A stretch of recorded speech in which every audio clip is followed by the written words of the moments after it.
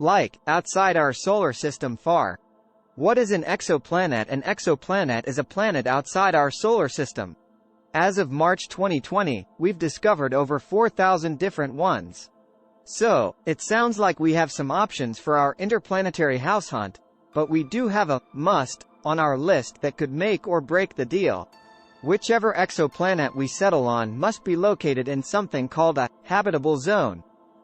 Being in a habitable zone means the planet orbits around a star, kind of like our sun. The big perk is that water on this planet will stay liquid. Fun fact, we humans need water to survive, so this is a biggie. So we got in touch with our space realtor, and they've picked out a cozy little exoplanet for us to settle on. Teegarden Star B. Teegarden Star B. Teegarden? Oh, that sounds like a nice neighborhood.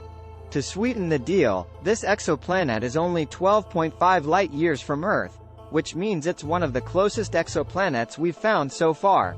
It has an Earth similarity index of 0.95, which is the highest of all exoplanets to date. Teegarden Star B is a major contender for a settlement. But before we rent the moving ships, let's see what we're dealing with. Teegarden Star B orbits an M-type star, like our Sun, only a lot smaller and cooler. It is located 40 times closer to its star than the Earth is to the Sun. The infrared radiation from the M-type star would be absorbed by the ice instead of being reflected. That means water vapor and carbon dioxide can also absorb and trap infrared radiation. So, what does this mean for you? Well, you won't freeze to death, so that's a win in our book.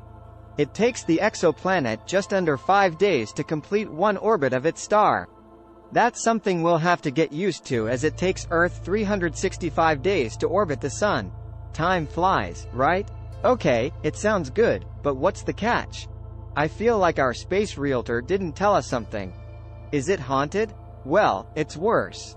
Teegarden Star B is tidally locked. Tidally locked means it takes the same amount of time for a planet to spin once about its axis as it does to orbit once about its star. That means that one side will always face the warming glow of the star while the other side faces the bleak, perpetual darkness of space. Boy, that escalated quickly. One side of the planet will be scorching hot and the other in a deep freeze. That means, depending on which part we settle on, we'll be trapped in a never-ending day or night. Way to bury the lead, space realtor. So, after hearing all that, maybe we took our planet for granted. Sure, Earth has its problems. But we're in a nice habitable zone, and our planet is full of rich ecosystems. Maybe we should treat Earth like a fixer-upper and take care of it, instead of looking